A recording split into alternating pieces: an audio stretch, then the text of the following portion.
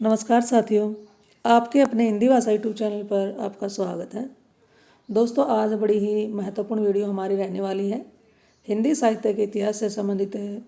कहने को तो ये 40 प्रश्न हैं, लेकिन इसमें 60 प्रश्नों के लगभग हम इसको कवर करने वाले हैं। तो जानकारी आपको अच्छी लगे तो इस वीडियो को लाइक करें, शेयर करें और चैनल पर आप पहली बार आए हैं तो इस चैनल को सब्सक्राइब कर लें, क्योंकि वीडियो बहुत ही महत्वपूर्ण है। चाहे इसमें यूजीसी नेट हो या जेआरएफ हो या कोई भी कॉम्पिटिटिव एग्जाम हो हिंदी से संबंधित। तो चलिए वीडियो की शुरुआत करते हैं। आज की वीडियो में हमारा पहला प्रश्न है, निम्नलिखित में से कौन पश्चिमी हिंदी की बोली नहीं है? निम्नलिखित में से कौन पश्चिमी हिंदी की बोली नहीं है? तो इसमें जो डी है इसका आंसर रहेगा बघेली। ये किसकी है? ये पूर्वी हिंदी की एक बोली है। अगला प्रश्न है, भारतीय संविधान के किन अनुच्छेदों में राजभाषा संबंधी प्रावधानों का उल्लेख किया गया है? तो आपको ऑप्शन दिखाई दे रहे हैं, तो इसका आंसर आप सोच लें और कमेंट में डालकर बताना कि आपके पहले कितने क्वेश्चन सही हो पाए इनमें से। भारतीय संविधान के किन अनुच्छेदों में राजभाषा संबंधी प्रावधानों का उल्लेख है? तो जी इसका आंसर रहेगा अनुच्छेद 343 से 351 तक। अगले प्रश्न की बात करते हैं, दक्षिण भारत हिंदी प्रचार सभा का मुख्यालय कहाँ पर स्थित है? दक्षिण भारत में हिंदी प्रचार सभा का मुख्यालय कहाँ पर स्थित है? इसका आंसर रहेगा चेन्नई में। निम्नलिखित में से कौन सी सघोष महाप्राण ध्वनि है? यानी सघोष ध्वनि भी है वो और महाप्राण भी है। तो इसमें हमारा आंसर रहेगा ऑप्शन बी घ। घ क्या है? सघोष भी है और महाप्राण ध्वनि भी है। अगले प्रश्न की बात करते हैं, निम्नलिखित में से कौन सा पश्च स्वर है? पश्च स्वर कौन सा है? तो पश्च स्वर हमारा होता है आ। अगला प्रश्न, हिंदी में हिंदी साहित्य का इतिहास सबसे पहले किसने लिखा था? हिंदी में हिंदी साहित्य का इतिहास सबसे पहले किसने लिखा था? तो इसका उत्तर रहेगा शिव सिंह सेंगर। हिंदी साहित्य की भूमिका पुस्तक के लेखक कौन हैं? हिंदी साहित्य की भूमिका पुस्तक के लेखक का नाम क्या है? इनका नाम है हजारी प्रसाद द्विवेदी। निम्नलिखित में से कौन अष्टछाप का कवि नहीं है? इसमें जो सूरदास जी हैं ये अष्टछाप के कवि नहीं हैं। निम्नलिखित में से कौन अष्टछाप का कवि है? नहीं है नहीं पूछा है, कवि ये, क्योंकि ये अष्टछाप के तो हैं ही। तो अष्टछाप के कवि कौन है? सूरदास जी हैं। बाकी तीन ये बचे, ये अष्टछाप के कवि नहीं हैं। आनंद कादम्बिनी पत्रिका के संपादक कौन थे? इसका आंसर रहेगा ऑप्शन ए चौधरी बद्री नारायण प्रेमघन। निम्नलिखित में से कौन सप्तक परंपरा का कवि नहीं है?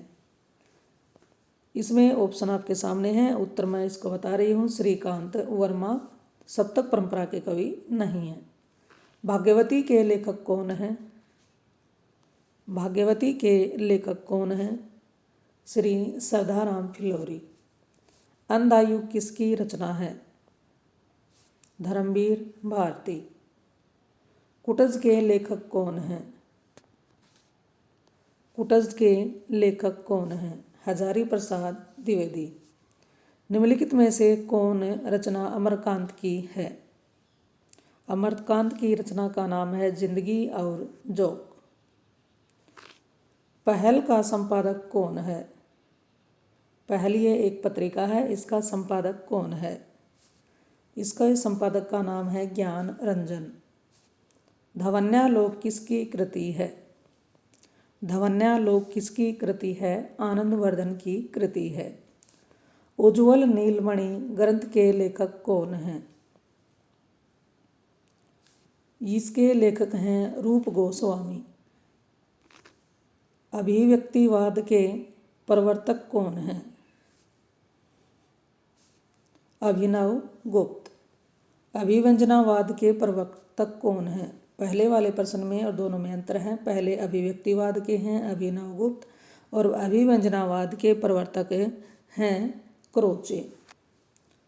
काव्य में उदात्त तत्वों को सर्वाधिक महत्व किसने दिया है?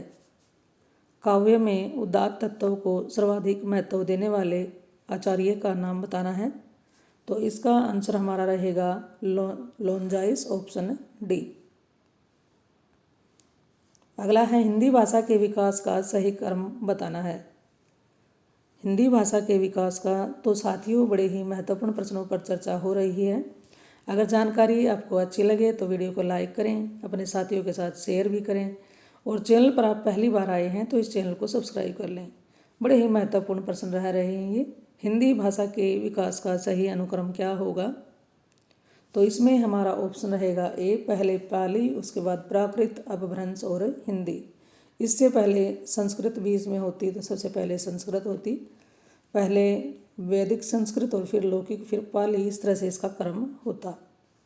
हिंदी प्रचार के संदर्भ में निम्नलिखित प्रमुख संस्थाओं का कालक्रम के अनुसार सही अनुक्रम कौन सा होगा? हिंदी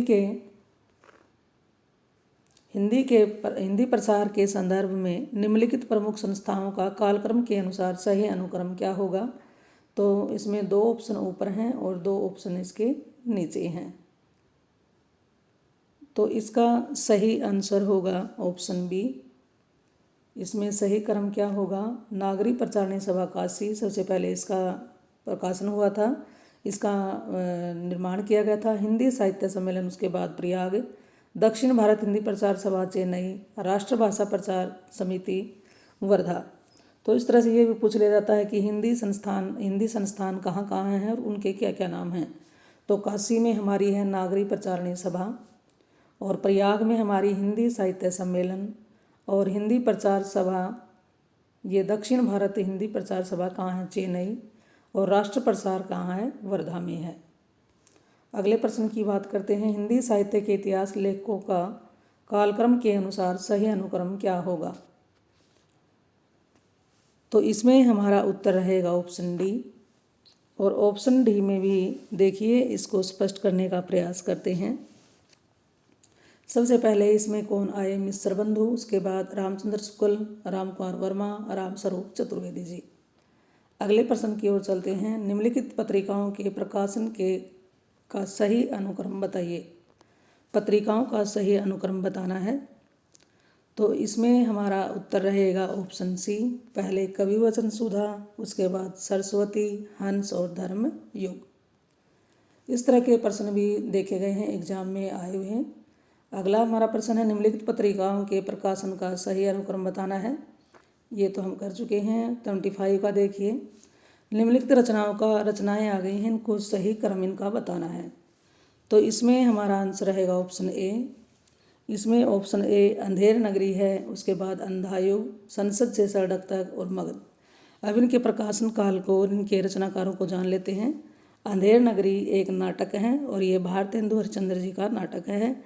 इसका प्रकाशन वर्ष है 1881। उसके बाद जो अंधा युग है, ये नाटक है धर्मवीर भारती का, और इसका प्रकाशन वर्ष है 1954। उसके बाद सड़क से संसद तक ये काव्य है धूमिल, सुदामा पांडे धूमिल का, इसका प्रकाशन वर्ष 1972 है। उसके बाद मगध काव्य है श्रीकांत वर्मा का, इसका प्रकाशन वर्ष है 1984। अगले प्रश्न पर चलते हैं। निम्नलिखित उपन्यासों का रचनाकाल की दृष्टि से सही अनुक्रम कौन सा है? रचनाकाल की दृष्टि से सही अनुक्रम बताना है। तो इसमें हमारा आंसर रहेगा ऑप्शन डी। इसमें ऑप्शन जो सेवा सदन है, ये प्रेमचंद का उपन्यास है और इसका प्रकाशन वर्ष 1918 है।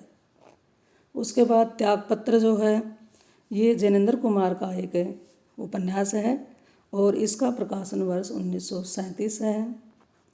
मेला आंचल, ये फणीश्वर नाथ रेणु का उपन्यास है और इसका प्रकाशन वर्ष 1954 है। उसके बाद आधा गांव, ये राही मासूम रजा का एक उपन्यास है, इसका प्रकाशन काल 1966 है। अगला प्रश्न देखिए, निम्नलिखित नाटकों का रचनाकाल की दृष्टि से सही अनुक्रम कौन सा होगा? तो जी इसमें हमारा आंसर रहेगा ऑप्शन सी। और प्रकाशन काल के हिसाब से चलिए इसको करने का प्रयास करते हैं। तो इसमें हमारा क्या है, पहले धुरो स्वामिनी है, उसके बाद सिंदूर की होली है, लहरों के राजहंस और 8वां सर्ग है। अब अगले प्रश्न की बात करते हैं। रस सूत्र के व्याख्याकारों का सही अनुक्रम क्या है? रस सूत्र के व्याख्याकारों का सही अनुक्रम बताना है। तो इसमें हमारा ऑप्शन रहेगा ए। पहले जो हैं भट्ट लोलट हैं, उसके बाद शंकुक, भट्टनायक और अभिनव गुप्त। अब रस संप्रदाय के जो प्रवर्तक माने जाते हैं वो भरत मुनि माने जाते हैं और इनका एक रचना है, इनका नाट्यशास्त्र के नाम से इन्होंने एक ग्रंथ लिखा। भरत मुनि का रस सूत्र है, कौन सा है? भरत मुनि का रस सूत्र कौन सा है? विभाव अनुभाव व्यभिचारी संयोगत रस निष्पत्ति है। इस प्रकार व्याख्याकार हैं, आपको ये बता दिया है। पहले भट्टलोलट, शंकुक, उसके बाद भट्टनायक और लास्ट में अभिनव गुप्त। और रस सूत्र के प्रवर्तक कौन है? रस संप्रदाय के भरत मुनि हैं। आगे चलिए, निम्नलिखित पाश्चात्य काव्यशास्त्र ये चिंतकों का कालक्रम के अनुसार सही अनुक्रम बताना है। तो इसमें हमारा आंसर रहेगा ऑप्शन बी, अरस्तु हैं, उसके बाद Coleridge, John free ransom, IAS Richards.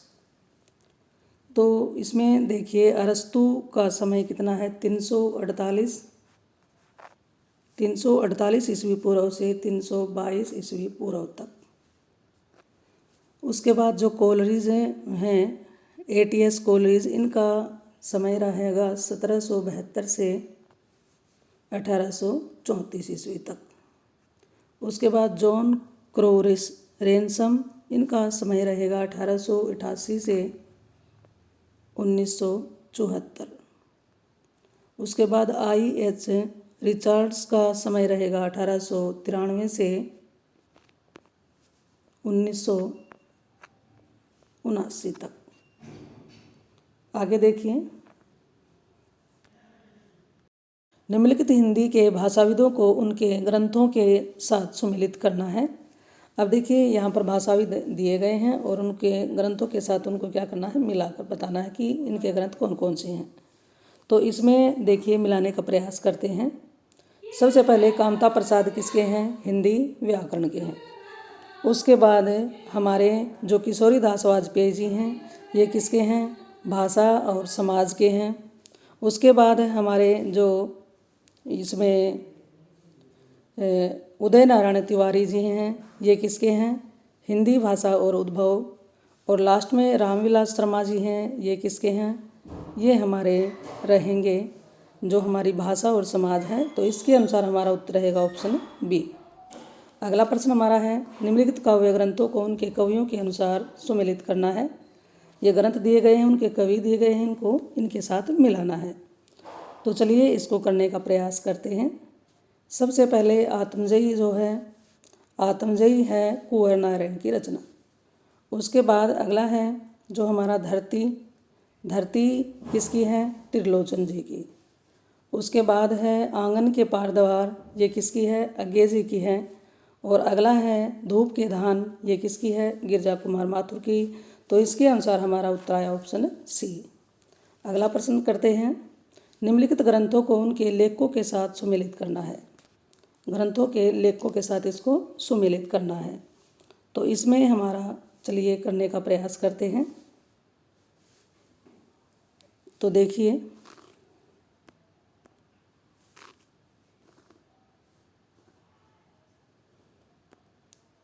निम्नलिखित काव्य पंक्तियों को उनके रचनाकारों के साथ सुमेलित करना है।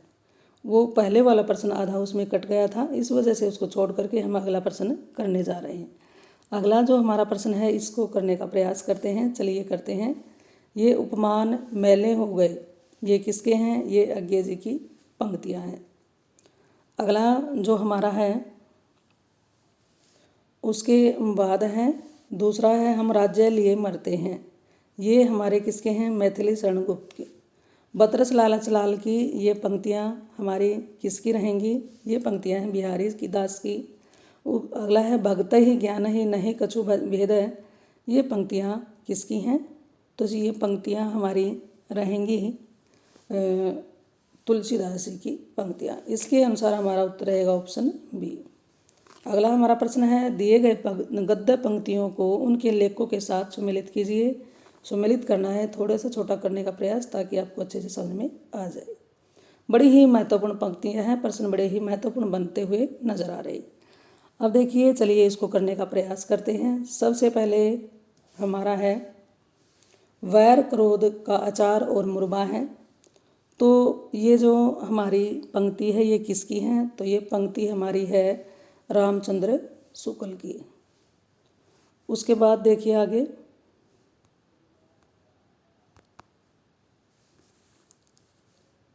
आगे इसमें करते हैं।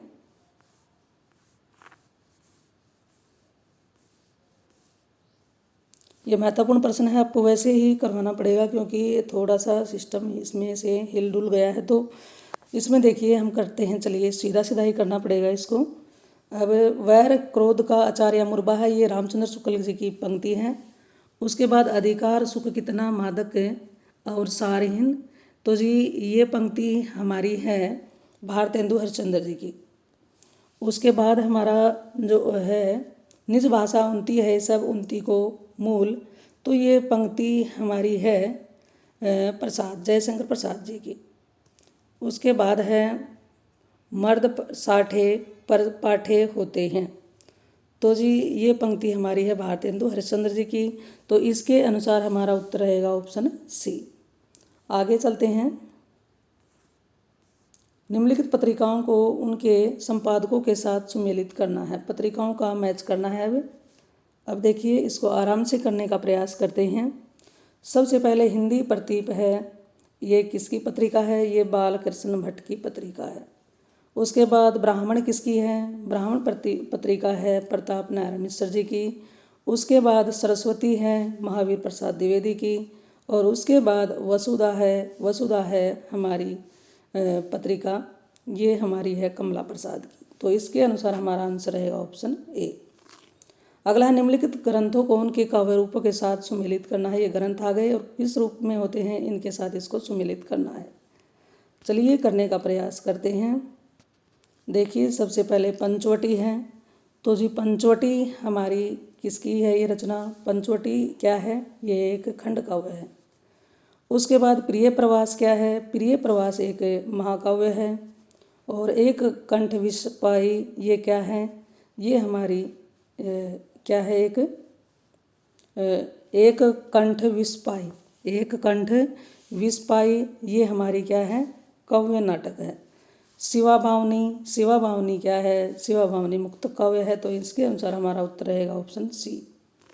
अगला हमारा प्रश्न है, रस सूत्र के व्याख्याकारों को उनके सिद्धांतों के अनुसार सुमेलित करना है। रस सूत्र के कुछ आचार्य दिए गए हैं, उनको सिद्धांतों के अनुसार इसको सुमेलित करना है। तो चलिए इसमें करने का प्रयास करते हैं। सबसे पहले हमारे हैं भट्ट-लोलट, तो भट्ट-लोलट के ये किसके हैं? तो भट्ट-लोलट हैं हमारे उत्पत्तिवाद। उसके बाद है संकुक हैं हमारे अनुमितिवाद। उसके बाद हैं भट्टनायक किसके हैं? भुक्तिवाद। उसके बाद अभिनवगुप्त किसके हैं? अभिव्यक्तिवाद। तो इसके अनुसार हमारा उत्तर रहेगा ऑप्शन बी। अब चलिए अगला हमारा प्रश्न है, इस वीडियो का हमारा ये अंतिम प्रश्न रहने वाला है। तो चलिए इसको करने का प्रयास करते हैं। तो इसमें शुरू करते हैं। जो पाल सात्र ये इन्होंने कौन सा सिद्धांत दिया है? जो पाल सात्र ने कौन सा सिद्धांत दिया है? तो इन्होंने दिया है अस्तित्ववाद। उसके बाद अगला है जोक दरिदा, इन्होंने क्या दिया है? विखंडनवाद। टी.एस. एलियट इन्होंने क्या दिया है? इन्होंने निर्वैयक्तिकतावाद। उसके बाद क्रोचे ने दिया है अभिव्यंजनावाद। तो इसके अनुसार हमारा आंसर रहेगा ऑप्शन डी। तो साथियों इस तरह से हमने कहने को तो 40 प्रश्न लिए हैं, लेकिन इन प्रश्नों में सबके 4-4, 5-5 पार्ट देखे गए हैं। तो ये लगभग हमारे 70 से ऊपर प्रश्न बन गए हैं। तो ये बड़े ही महत्वपूर्ण प्रश्न रहे हैं। तो दोस्तों ये ज़रूर बताना ये जानकारी आपको कैसी लगी और ये वीडियो आप कहाँ से देख रहे हैं। अगर वीडियो आपको अच्छी लगे तो इसे लाइक करें और अपने साथियों के साथ शेयर करें। चैनल पर आप पहली बार आए हैं तो इस चैनल को सब्सक्राइब कर लें। फिर मिलते हैं एक और नई वीडियो नई जानकारी के साथ। इस चैनल पर आने के लिए आपका बहुत बहुत धन्यवाद।